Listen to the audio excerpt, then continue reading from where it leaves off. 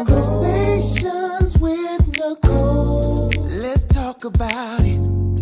Tell me all about it. I'm here. I wanna know what's on your mind. Ooh, the world needs to hear from you, and I'm so glad to have a conversation to reach the nation. And it's all about you. We'll help each other to discover innovative ways to positively change the world. Let's talk about. Let's talk about. Yeah. Let's talk about conversations with Nicole.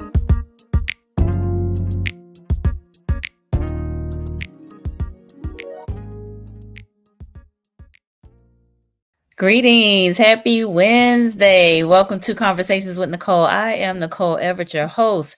And Conversations with Nicole is a talk show based in Tallahassee, Florida, focused on connecting the community through conversations. And today is what I call Wellness Wednesday, which is an opportunity for you, me, and my guests to talk about something interesting and intriguing. And tonight we are speaking about student athletes and mental health.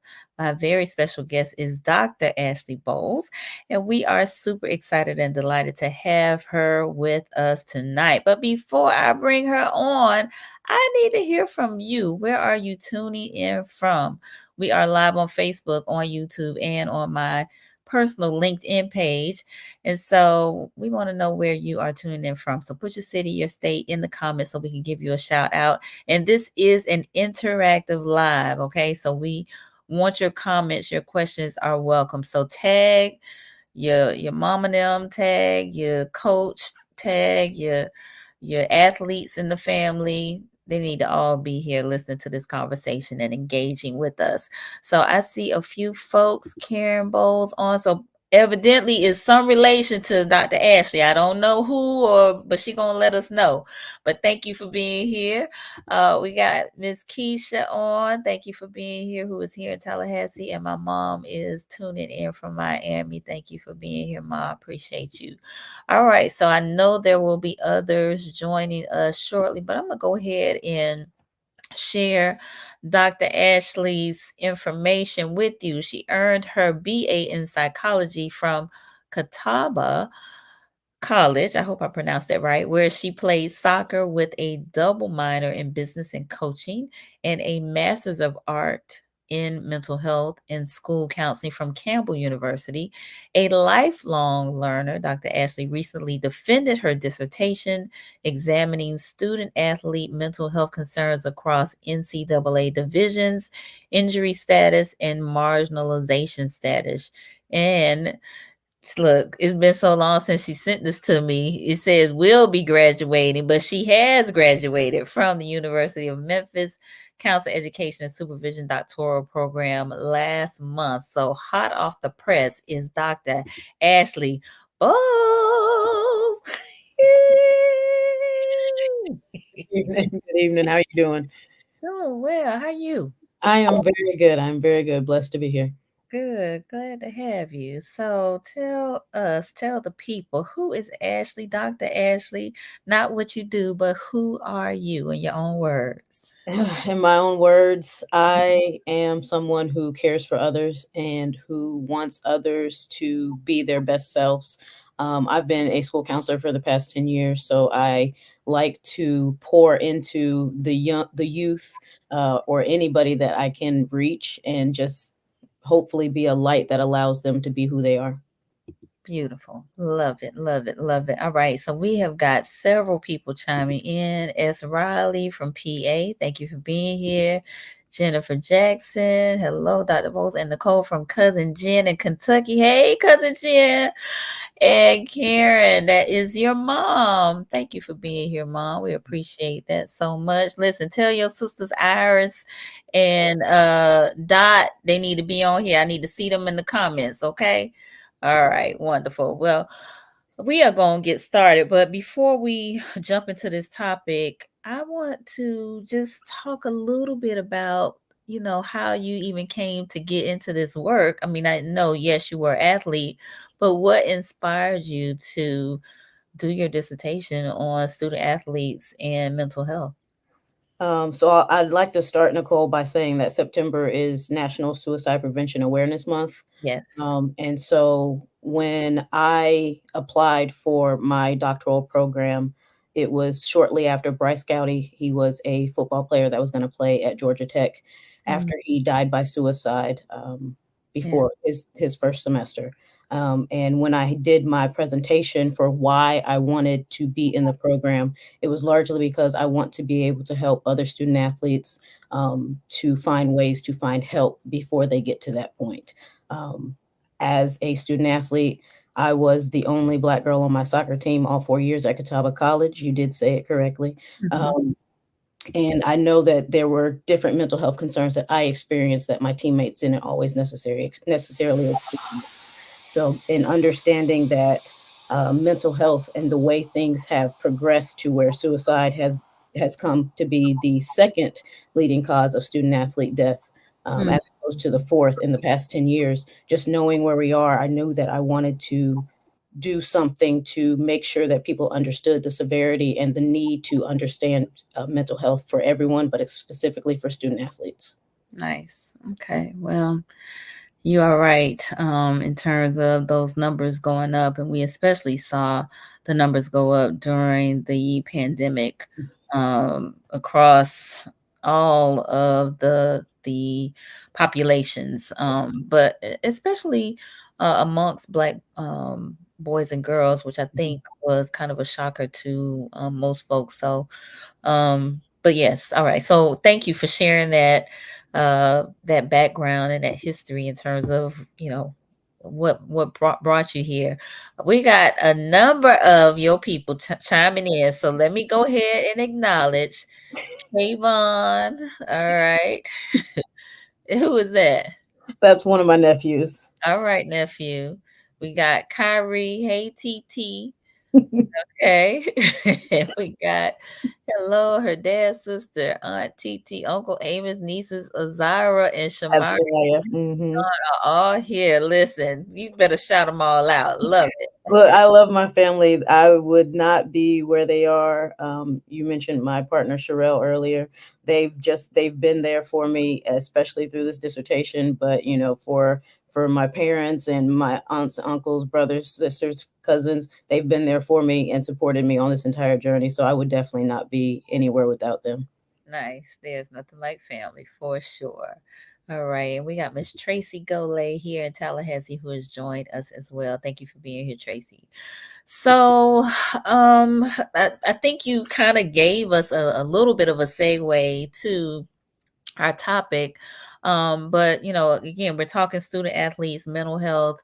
I know in your bio it mentioned about NCAA divisions, injury status, marginalization status. So whichever one of those you want to dive into first, I think would be appropriate. So So after I conducted my research for about 2 or 3 months, I had to, of course, dig into the data, wanting to know what differences student athletes experienced, whether it was based on their division, being Division One, two, or three, mhm, whether it was based off of their race, their gender, their sexuality, wanting to see what differences may be present. And ultimately, what I did find is that with respect to gender, women mm, experience mental health concerns at a higher rate than men okay, reported. And then, of course, with respect to sexuality, LGBTQ identifying student athletes experienced a greater rate of mental health concerns than their straight peers. When mm, looking across the divisions for my specific study, I did not find any statistically significant differences. mhm, Even if the numbers may have been slightly different, they were not statistically significant. They were okay, not, that was the same also with respect to race as well, and injury status. So those student athletes were all experiencing some mental health concerns. In fact, all but two of the student athletes in my study, and I surveyed or I utilized a data set of about 140 student athletes. All but two of them experienced at least one mental health concern mm, that they reported during my study. So it, okay, it goes to show that student athletes are experiencing something, whether it's depression, whether it's anxiety, whether it's, eating disorders, things of those natures. Student athletes are feeling these different pressures that are resulting in them experiencing these concerns. Now, since you were a student athlete, was this something that you experienced as well? So I was a student athlete about 20 years ago. So the world was definitely a lot different place. Mhm, I honestly know that I was. I just didn't at that point know what was going on. mm, I and understanding the different, of course, racial aspects and being the only Black person on my team. That was back when I believe it was at Louisiana when a whole bunch of high school students got suspended. We went out and did protests and things of that nature. And so mhm, just having that different experience that my teammates didn't have, I was injured the majority of my career. mm, My career actually ended with a concussion about 5 games into my senior season. mhm. So knowing all of the different triggers and things that I did experience, I looking back, I can say without a doubt that I had mental health concerns that should have been addressed that weren't necessarily done so. Okay. Now, do you find that that leadership within, say, athletic departments, um, are even sensitive to that sort of thing? Whether It's it's the coach or and I don't know if teams, especially maybe not high school or middle school, but maybe on the collegiate level, have like sports psychologists or some type of clinician Mhm. practitioner present if the players, the athletes need that sort of care. um, it's getting better. There Okay. are some schools, some divisions, some Power 5 schools, of course, are able to provide those resources without concern. But then Mhm, when we start looking at the smaller D1 schools, and then especially the D2 and the D3 schools, the mhm, resources become more limited. When we start looking at the staff, whether it's athletic directors, coaches, that varies, honestly, person to person, but it is getting better in some places. okay. Especially when you start considering specifically for high school, because a lot of high schools do not require, any kind of have a requirement for coaches to be trained. That part is getting better with states such as Ohio and being willing to enact laws that require coaches to have that mental health training. But it from school to school, from division conference, it really just doesn't align fully across the board. Some people just have more resources than others, so the need is there. The coaches are wanting more mental health training and things of that nature. The players are starting to advocate for it. So I Mhm, think as we continue to work to break down this stigma and, eliminate that barrier within itself, then we're able to better address the concerns, because when we're looking at the biopsychosocial stressors, so the biological, the psychological, and the social stressors. The team environment is a large part of that social component. So mhm. if the coach is more willing or open to talk about mental health concerns, the players are more than likely going to follow suit. If the Okay. coach is less willing, then the players are going to be less willing to talk about it, not only with the coach, but possibly even with each other. Mhm. Good point. Let me pause right there. I see Auntie Iris has joined us. Thank you for being here, Miss Iris. And we also have Miss Lisa Herring Myrick, who is here in Tallahassee. Thank you for joining us, Lisa. So I got a lot of thoughts, but I want to circle back to your comments about women and women being probably the most marginalized based on your research. Do you think that is because maybe women are having a difficult time with the sports from the standpoint of maybe trying to be more masculine, or maybe I'm not sure. I don't even know what the question is as it relates to that. But why do you think they are more marginalized? I guess based on what you found. Historically, when we're looking at the research, women are more likely to report the experience of mental health concerns, of most medical concerns in general. Mhm, Women are just more willing to discuss that fact, mm, or admit that fact, I guess I should say. So, where statistically we're able to see that the women on these different scales are experiencing more mental health concerns, we also have to consider the impact that stigma may have with respect to how the men may be responding to whatever survey instrument they are being provided with. mm, If men are experiencing self stigma or public stigma to where they feel that if others think that they have a mental health concern, they're going to be less than, then they're mhm, going to be less likely to admit or acknowledge that they may be experiencing these concerns. So mm, yes, women are acknowledging and reporting experiencing these concerns, but it's we cannot for sure say, because of some of the different stigmas that we have recognized, that men may experience that impact more when we're, especially when we're talking about toxic masculinity and things of that nature, and you can't cry because you're a man. mhm, Those things start to play a large role in a man being willing to say, I'm struggling, I'm mm. experiencing these things, if they do not feel someone is going to be receptive or accepting of those things.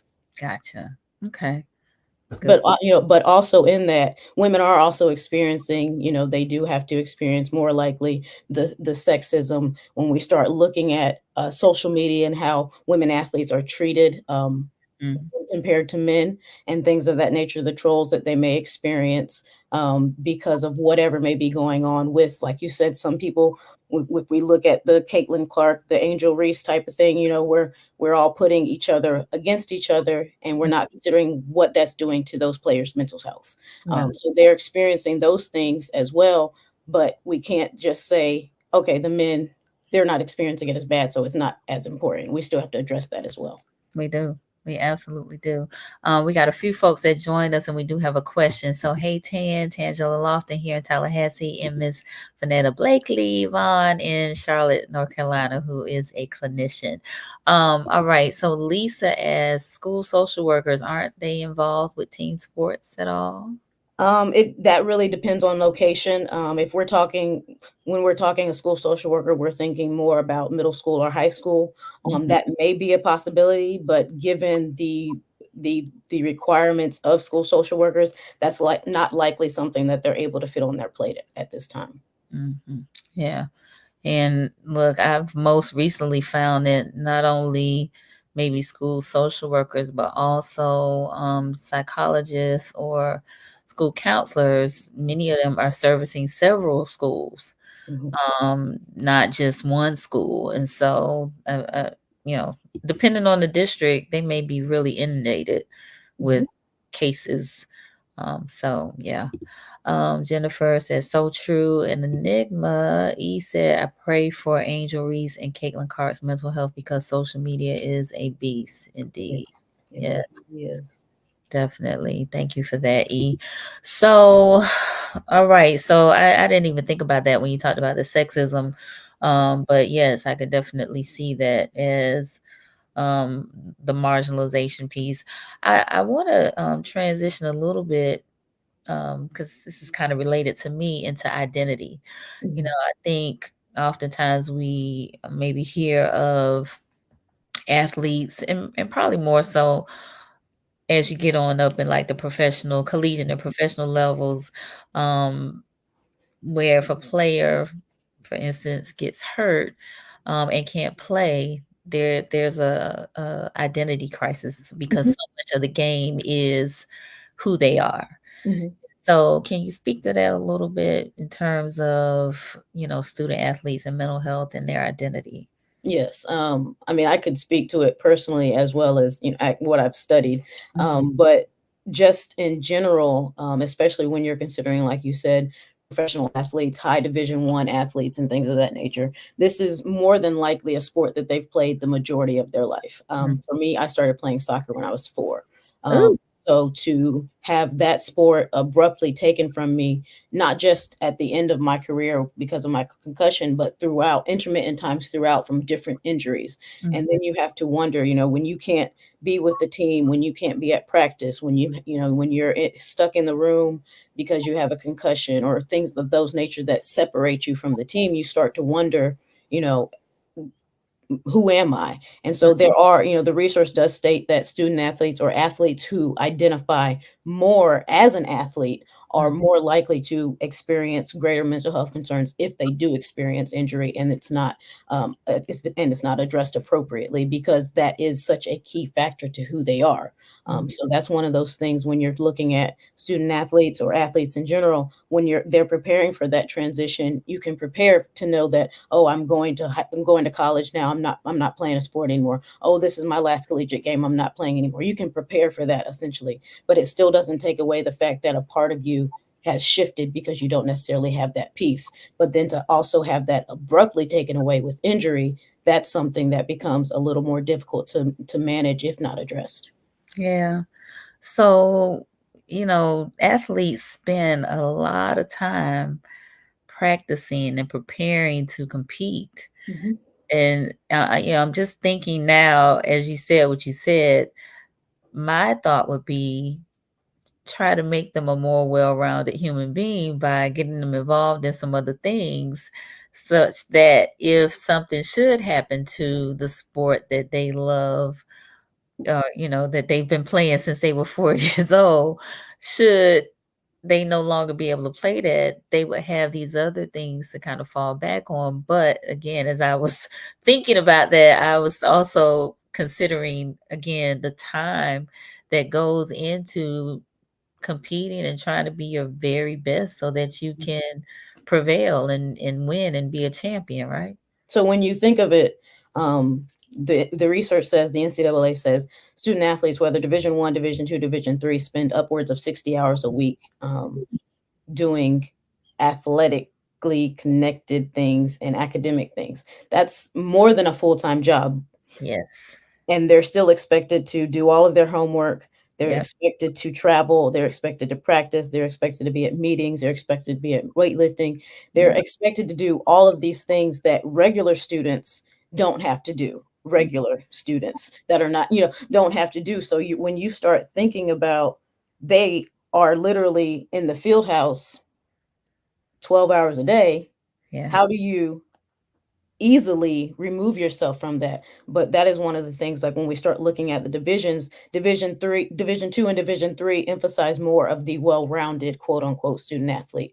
Mhm. Division One student athletes, it does focus more on the amateurism of it. And so they may be more involved in only sport, where Division Two and Division Three student athletes may have a little more leeway to be able to do those things. And then you have to consider that some Division Two, some Division Three, even some Division One student athletes also have to work a job. So all of these different things are compounding, but because they are that athlete first, quote Mm. unquote, Mhm. when you remove that piece, they start to possibly question who they are. So, how do we manage that? How do we support them such that they don't lose their identity if for some reason they aren't able to play the sport? It's a matter of finding intentional time for them to focus on self, not sport, but self. Mhm. Um, but also in that, they have to be able to understand and recognize when they need help, Mm. what help they may need. But then they need those people around them, their support system, to encourage them to get the help they need to do the things that they need to Mhm. become more of that person, that holistic person that they want to be, that does not necessarily only focus on who they are in sport. So just making sure that they're finding those different avenues, and requiring them to do things outside of sport, especially if we're talking about, adolescents and teens, find times to give them things to do outside and away from sport so that they can build an understanding of who they are just Mm. within themselves. No, that's good. Good stuff. I want to get our viewers involved. How many of you, if any, have a student athlete or had a student athlete? Maybe they have graduated or, are no longer playing sports. But let us know in the comments if you had a student athlete, or maybe even if you were a student athlete. Let us know in the comments. Just give us a thumbs up, a church finger, wave your hand, something. Let us know in the comments. All right. I'm curious because, it's 2024 is a different time, right? Back when I was growing up, student athletes were tough, right? And you had to like suck it up. You know what I'm saying? So, there are probably some old school folks that would be like, they just need to get over it. And if they want to compete, this is just par for the course, right? And the fact that times have changed allows athletes, student athletes, athletes in general, to actually be their best selves, Mhm. because they're able to not have to bottle everything up and put on this persona of who they are. They're able to be human, and because humans emote, humans are going to not always be happy all the time. That's toxic positivity is just as bad as toxic negativity. Like, you have to be willing to understand that these things are, they're still tough. These Yeah. student athletes, even though they are acknowledging that they're going through these things, they are still tough. And as a matter of fact, personally, I would say they are tougher, stronger, braver for actually being willing to say those things, Hmm. because having to force those things down, you're not able to be your optimal self, because you're always trying to navigate something else in the back of your mind. But if Mhm. you're able to be your full self and experience the emotions as they come and just be acknowledged as human, then saying that they're not tough because they prioritize their mental health, that's not true. They are tough because they did just that. Right. All right. We got a bunch of folks that have chimed in. So Keisha, all of the above. We got Brother Solomon on. He said, my son played baseball on the recreation side of the house. All right. Nick Maddox, thank you for being here, Nick. Great topic. And he said was a student athlete. He definitely was. Jennifer, I was a student athlete. All right, thank you. Kayvon, I have a lot coaching volleyball. Okay, wonderful. Miss Karen, all of our kids were student athletes. All right. Wow. That must have been something to manage. My goodness. They All of figured it out. They did. They figured it out, because there who was only a 5-year difference between us, but that somehow they managed it. who was going to what games and all of oof, They child. were going to whatever they could, whenever they could, you Okay, know. look, that's when you call auntie and them to come help out. Look, they need to come sit in these bleachers and cheer folks on, right? We knew that if they weren't there, they wanted to be there, so Okay, it was nice. all love, yeah. All right. Keisha said the ones who sucked it up are the ones acting a fool at someone's school, job, or relationship. Now that's a whole nother show, Keisha, but yes, true. All right, Jennifer, this is so true and very important to get out instead of holding it in. Mhm. Absolutely. Thank you for sharing that. Whew. So I feel like we are just maybe peel back maybe two layers Scratching the because surface. it's still a lot to Yeah. unpack here. But I'm glad we are having this discussion because we are pretty fanatical here in America. I don't know how they Yes. are about their sports in other countries, but listen, we are serious, and so Yes. I mentioned a article on Monday's Michael Cork Morning Show, and one of the things in this article, and I found it in Psychology Today, and it's entitled "Mental Health Issues Urgent in Youth Athletes." But one of the things it talked about the benefits of young people being involved in Mhm. sports, like lower obesity rates, lower tobacco, alcohol, and drug use, higher graduation rates, in team sports, actually lowering rates of depression, anxiety compared to individual sports. But it also talked about athletes experiencing some similar mental health disorders as non-athletes, but they also have additional stressors, which you kind of touched on some of those, but demanding physical training, exposure to bullying and hazing in sports, increased pressure to use performance enhancing drugs. sleep deprivation, loss of identity when not playing, which we just mentioned. So, these are some other things that maybe we don't think about as fans, but we should, right? Oh, we should definitely, and that's when we think about, and I mentioned earlier, the biopsychosocial stressors. These are those three stressors that we cannot remove separately from depression, anxiety, and all these different things because they're all starting to play a role. Mhm. Um, so when you're looking at a student athlete who is having to not only go to practice, now they've got to go home, they've got to do homework, then they've got to try to get the sleep. They don't get enough sleep. And because they do not get enough sleep, their body starts to deteriorate, which makes them more at risk for injury. Which, if they get an injury, then that increases the likelihood that they're going to experience concerns of anxiety and depression and things of that nature. So it's all a cycle that has to be addressed collectively. We can't look at these things separately. We have to understand that even at the younger ages, because when we start looking at club and AAU and how they start so early, these things start and ramp up relatively quickly to where kids don't get a season off because they're jumping from one sport to another or from club to school ball to, and it's a never ending cycle. So they're not getting that ability, that time to recuperate essentially. And the same, it kind of just exacerbates as you get older if they're not provided with the right tools. Indeed, indeed. All right, so we are a little more than halfway through our conversation. For those of you who are just tuning in, I am on with Dr. Ashley Boles. We are talking about student athletes and mental health. We've talked about some of the marginalization that takes place. We have also talked about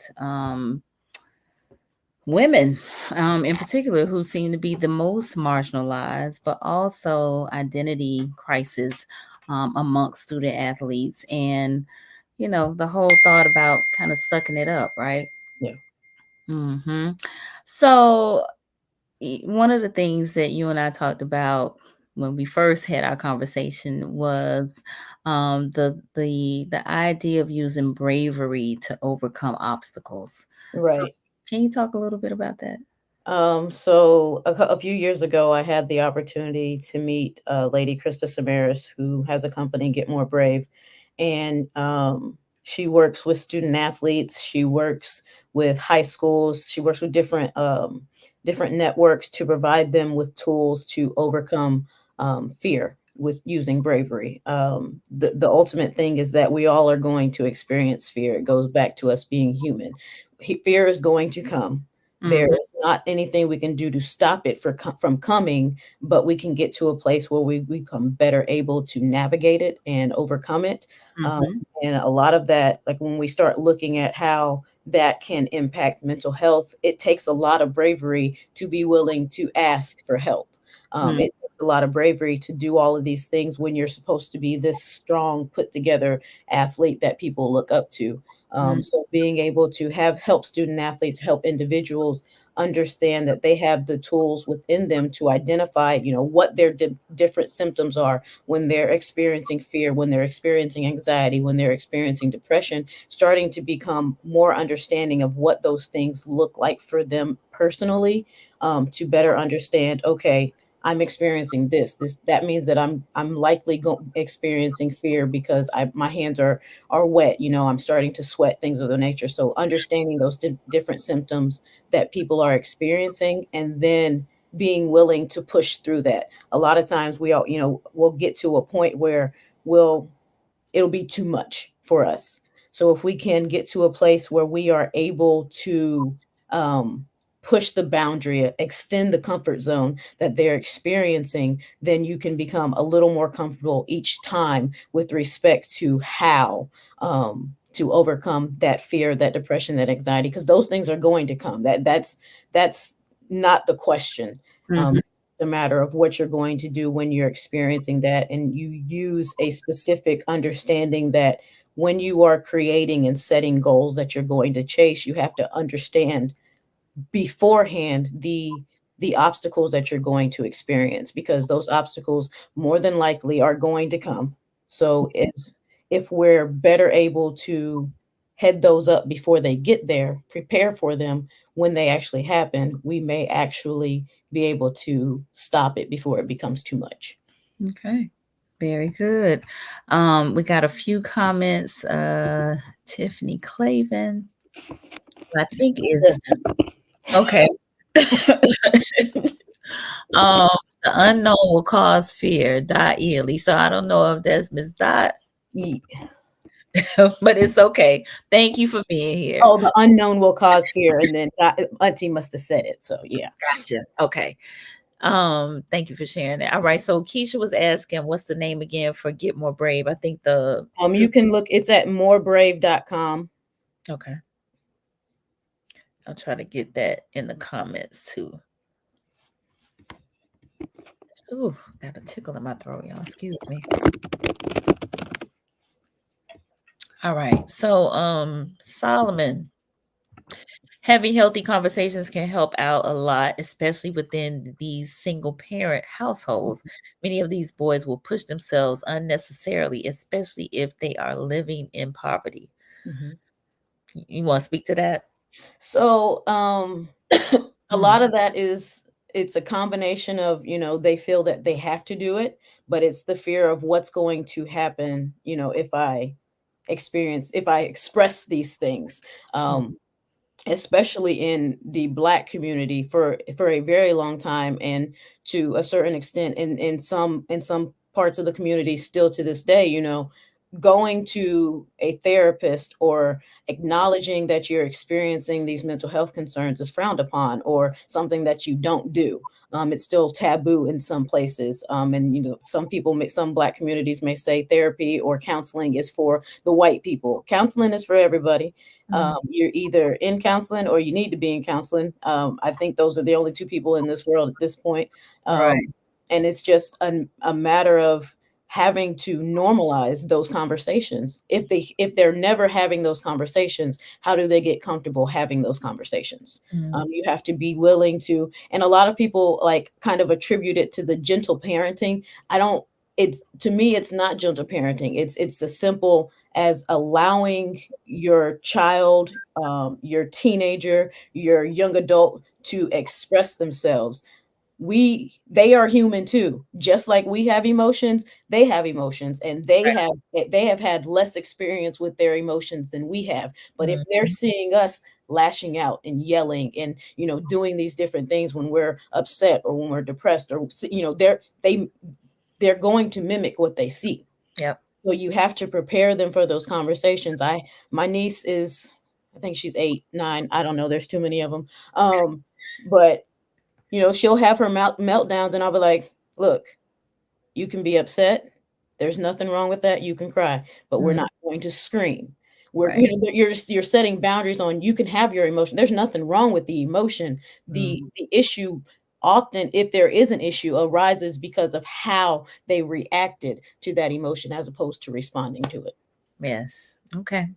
No, thank you for sharing that. That's good. But yes, Solomon, that is a concern. I've had conversations with folks about, especially boys that come from an impoverished background, and the person who I was having a conversation with talked about the hunger to get out of the situation that they are currently in. So, you know, that's a motivator, it's a driver. It's definitely a motivator and a driver, but I think one of the things that we need to do in these young men or young women using sport as a way to get out is Mm, making sure that they have a plan once they make it.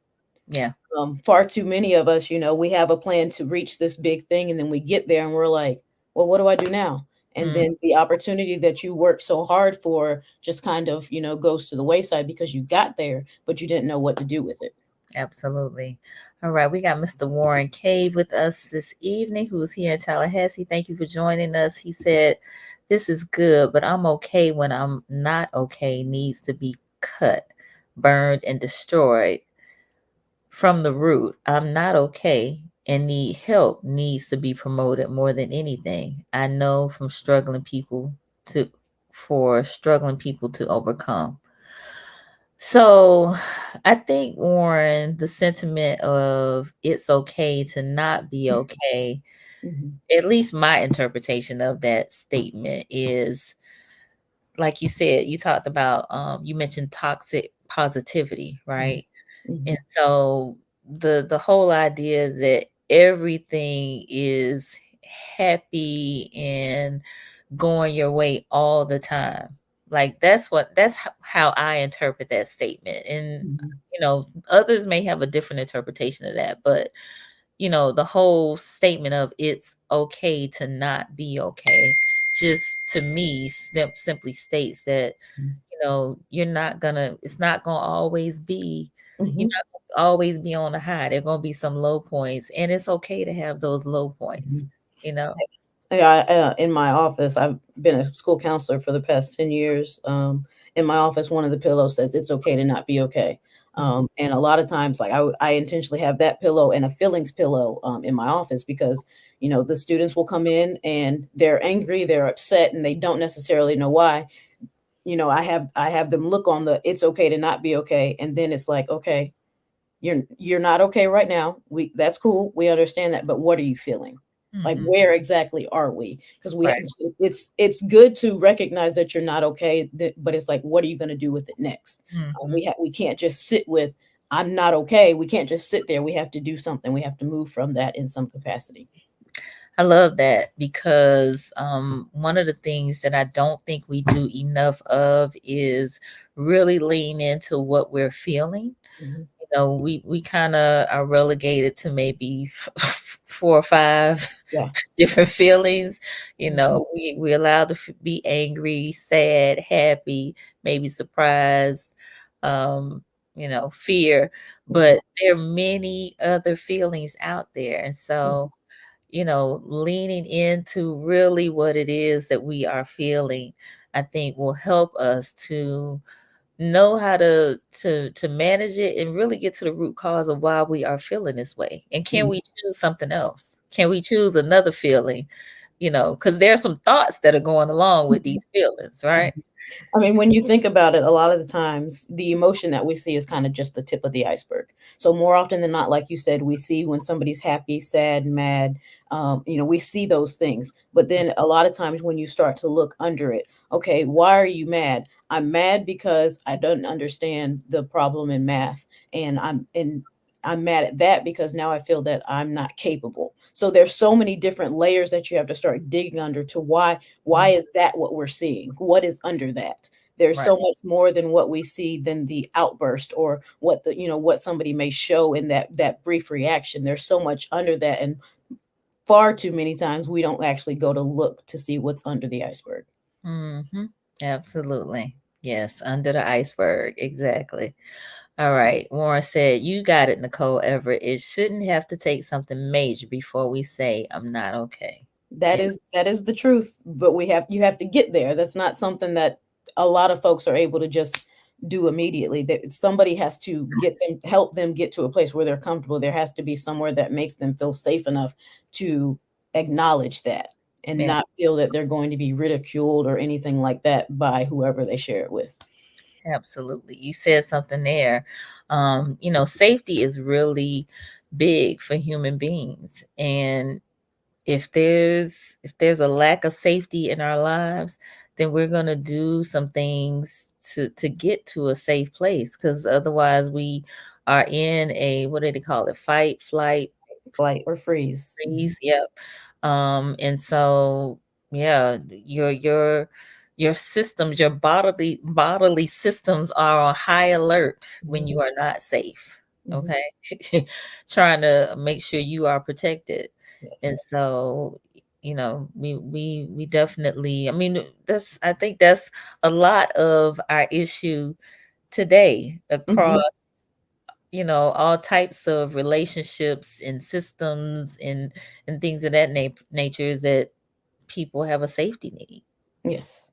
Mhm, Yes. mhm, And when we start talking specifically about student athletes, that's their teammates, that's mhm, their coaches, that's their athletic director, that it's so many different systems that they're embedded in, And if they don't feel that safety to, to ask for help, to say that something is not right, then they're just kind of stuck there until something bad happens. Mm-hmm. Indeed. I missed a comment earlier. When I'm killing this name, but B Market, I'm gonna call it. That's great advice for everyone. Understanding potential obstacles. Thank you for being here. Yeah, it's whew, there are many things that we need to definitely consider when we're talking about, again, this student athlete population, and just trying to make sure they are healthy, and not only physically but mentally, emotionally, all of the dimensions of wellness. We want to make sure that they are doing well. So any advice? I mean, we've actually given a lot of nuggets, a lot of gems, I think, have already been dropped tonight as it relates to you know assisting our student athletes, helping them to be successful on and off the field or the court or wherever they're competing. But any things that come to mind, based on your studies, the work that you have done as a school counselor, what advice would you give the young people as it relates to being a student athlete and their mental health? I think one of the biggest things is being honest with themselves. Mm, We, in this social media society, we have a tendency to put on an affront or a mask, mm, to appear as if everything is perfect, when in fact it's not. When you peel back the different layers, um, you get to know these people that look perfect on social media, you begin to see that they are in fact just human, and they're experiencing many of the same concerns. It may not be the same triggers, but they're experiencing a lot of the same things emotionally that we're experiencing. mm, And that in order to be able to navigate that, you've got to be honest with yourself first mm. about what is going on. Yeah. That goes back to identifying those symptoms. Symptoms are not just what you experience when you're getting a cold. You Mm, have these symptoms of anger or of anxiety, of depression. You know what those things start to feel like. So being honest with yourself about, I'm experiencing these things, something is off. And mm, then being willing to find an outlet, someone that you can talk to, that can help you. I'll say talk to anyone. I would highly suggest talking to a therapist or a counselor. But if you're not there yet, talk to someone. mm, Um, and even for some of my students who would come to me when I was a school counselor, they were like, I don't feel like I can talk to anybody at home. Write it down. Well, somebody might find it. Write it down and rip it up, because there is a catharsis, there is a release of something when you get something out of your head and you're able to rip it up and throw it away. You've mm. gotten it out. You may not have given it to someone else, but you've gotten it out of you. But in order to do that, you have to first be honest and true with yourself. You have to recognize what is genuinely you, and all of those things are not always going to be positive. Let me add to the finding outlet to talk to. There are two places that you can contact. One being the National Suicide Prevention Hotline, or 988, and that is actually for anybody. Um, Mhm. and that's having a mental health crisis. So 988, call or text. And then the crisis text line, you can text help to 741-741, and there is an actual human being that will text you back. And so those are two resources that I definitely want to encourage folks to utilize. And they engage with adults as well as young people. Mhm. Hmm. Mhm. Yes. All right. We had comments from a couple of folks. Tanisha Bryan, she said, we as parents have to pay close attention. Yes. Yes. Yes, yes, yes. Well, Keisha just gave us 211. She works at 211. So 211, which is national, but with if you call it within your area, they'll give you resources in your specific area. Mhm. Solomon said, "Feel like what I see on social media is culture driven.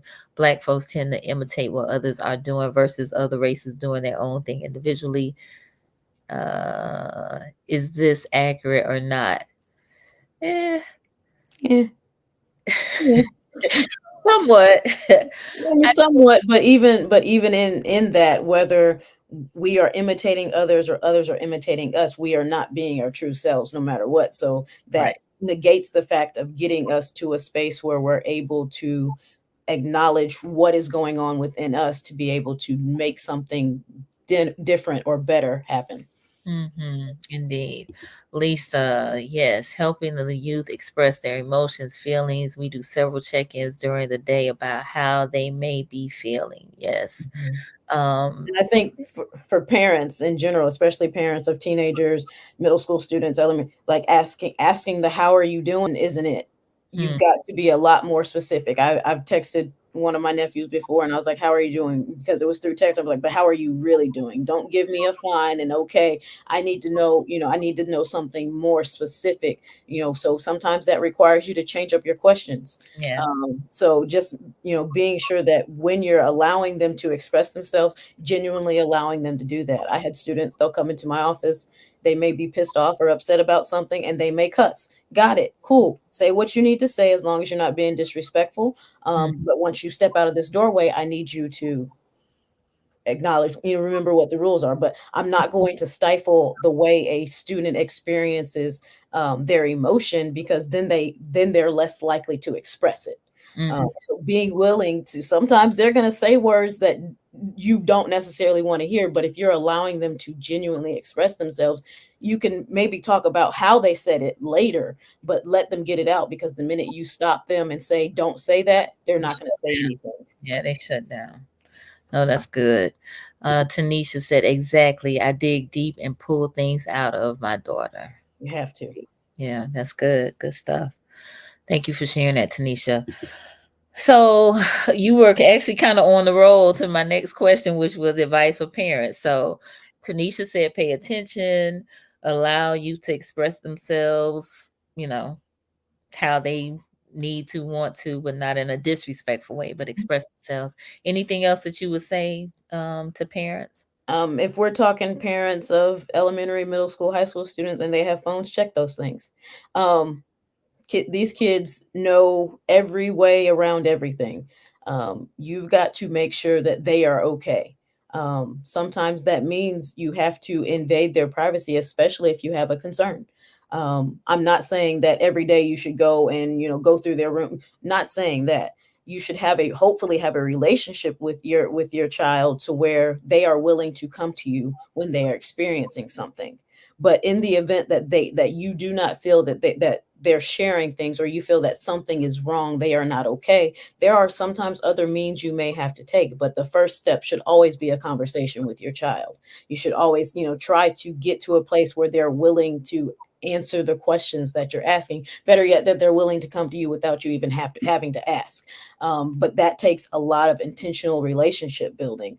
Mm, But you have to be willing to let your child know, yes, I'm going through your phone, but I'm going through it for your safety. You can go through it right here with me, because for one, that's going to set up some boundaries for they know what to do, what not to do. Yes, they may try to find their way around things, mhm. but if you're having these open and honest conversations with them regularly, it's less likely that you're going to have to be looking for things, because they're going to be bringing them to you. That's good. Good stuff. Wow. Whew. All right. um, yeah, I'm so glad my son was maybe in high school when he got a phone, probably senior, junior, senior. I didn't have to be concerned about these things. I think recently he told me about I took his phone for something or another. I don't even remember that, but mm, I can't even imagine. But anyway, um, you mentioned when you were talking about advice for the student athletes and being honest with yourself, and you mentioned social media and people putting on masks. The other thing that came to mind was comparisons. Mhm. Comparisons. So Mhm. I didn't know if athletes. I'm sure they experience that well. They're looking at other athletes that play Mhm, their sport and mhm, maybe wishing and hoping and dreaming that they could be as great as, or there may be some jealousy, mhm. some or what they call hating, right? Yeah, yeah, Or yeah. uh-huh, uh-huh. Comparison is definitely the thief of all joy. But definitely student athletes experience that, especially now in the days of NIL, where Mm, they're able to see how quote unquote valued these other people are when you go out and you bust your butt the same every single day. yeah. So that is definitely something that does happen. And to a certain extent, it's normal and expected, but it can cross a line to where things become concerning, where you're trying to become this person, where you're trying to shift who you are because you're trying to be whoever this whatever this idol is or whatnot. Mhm. And so they want to be in that space. They want to be receiving that value, whether it's the car or the money or the what, especially in this day when they're able to see it, so readily in front of their face. Yes, there is going to be comparison. Yeah. But that to a certain extent also goes back to one other thing that parents can do for their students, or their children. Be honest with them. If they're not LeBron James, don't tell them that. Like, be completely honest with them. Do not set them up for failure in thinking that they are the top of the line when they're not. You've got to be fully honest with them so that they can know, give them that constructive criticism because it's going to come. But in comparison, comparing themselves to others, if they come home and they say, I'm better than Mikey, but Mikey is definitely the star player and your son doesn't even get off the bench, don't tell them, don't say, yeah, you're right. Be like, no, no, no, no, no, I'm sorry, that's not the truth. You are not that. There are some things you could do to possibly get you closer to that, but you've got to be honest about that. But when they see these things and they want to be these things and their support system who should be guiding them and giving them the truth, but instead they're feeding them that stuff that's saying, yeah, I'm better than so and so, I should have these things. So don't tell him he baby Bron, okay? Please Don't don't, do it. Don't do, please don't don't. do it. All right. Woo. Anyway, all right. So this has been quite the robust conversation. I really appreciate it. Keisha said this is very good information. Thank you, Keisha. And mom, she telling your business. She said Ashley was 16 before she got her first I'm phone. pretty sure I was older than that, but I was closer to 17. I was because I was driving, so I was like, yeah, 17, almost 18. Yeah. It Okay, was, it's all either way, I didn't have it. Mama wasn't having it either. Oh goodness, I love it. All right, so listen, great conversation. I'm gonna give you an opportunity to give some closing remarks and tell folks how they can connect with you. All right. For those of you that weren't here at the beginning, September is National Suicide Prevention Awareness Month. So I'm grateful that I was able to come and speak about student athlete mental health and mental health in general to a certain aspect, because suicide is definitely something that is attacking all of our communities. Everyone is experiencing and losing family members, friends by suicide. And we want to make sure that in understanding the importance of mental health and building a holistic health that allows you to be the person that you need to be, we have to be willing to talk about the hard stuff. Whether that's with your student athlete, with your niece, your nephew, your child, whoever that may be, your older brother, your mother, you need to have those conversations. If you think something is wrong, call it out, identify, let them know that you can see that you know that they are not okay, so that they'll know that it's okay to not be okay. We can't do this on our own. The stigma has broken loose to a certain extent, but we still have a long way to go. Whether that's with respect to all student athletes getting the mental health service that they need and all people getting that. We need to make sure that mental health stays in the forefront and that everyone knows that it's okay to not be okay, but you have to be willing to also get the help because we can't just stay there. Yeah. And they can connect with you. Yes, you can connect with me at email at abpurposeful4u@gmail.com, at LinkedIn, Ashley-Bowles, with a whole bunch of letters. I'm not going to read all those. But then on Instagram at abpurposeful4u, the number 4 and the letter U. You can reach me in any of those ways. Wonderful. Well, I want to thank you so much for taking time to chat with me tonight and engaging with the viewers. I hope you all found this to be helpful. If you did, let us know. Kayvon says she missed out on so much. Talking about your cell phone. Oh, no, sir, I'm good. Yeah, Life Jen. was so much better for me then. Right. For parents with more than Yeah. one child, it's also important to understand that what works for one child might not work for all your children. Yes. Amen. Yes, Yes. yes, yes. All right.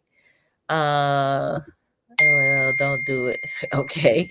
Kayvon, see something, say something. Yes, absolutely. And Tanisha beautifully said, thank you. Our pleasure. So yeah, let us know, y'all. Was this good? Let us know in the comments. Let us know. Let us know. For those of you who are still on, because this was good to me. I really enjoyed this conversation. And let's keep this conversation going. So y'all, please share this with a loved one who has a student athlete. Share this with a student athlete, share this with a coach, with an athletic director, with somebody that works in athletics, period. Let them know that this is important, and the youth and their student athletes and their mental health is very important, and we need to take it seriously, not lightly, but seriously, right?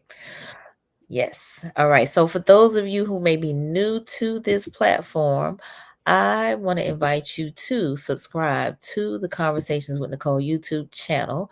We are here Mondays and Wednesdays at 8:30 p.m. and our focus is on mental health and wellness in Black and Brown communities primarily. And so we just want us to be our best selves and encouraging us to get our checkup from the neck up. So, I want to thank you so much, Dr. Ashley, for being here for the conversation. It has been really, really enlightening and engaging. Definitely. Thank you for having me, Nicole, and thank you everyone for joining us. Absolutely. All right, here we got some comments. Karen, thank you, Nicole. Great job, Ashley. Thank you, Mama. Thank you both for having this important conversation. I love you, cousin. You rocked it. Love it. Love the family support. Really good conversation. Thank you, Miss Iris and Kayvon. It was great. Good thing I have her right up the steps. I never, I have to go too far. That works out real good. Works out real good. All right. Listen, we are going to catch you all next time. Listen, have a great rest of the evening and we'll see you soon. Bye.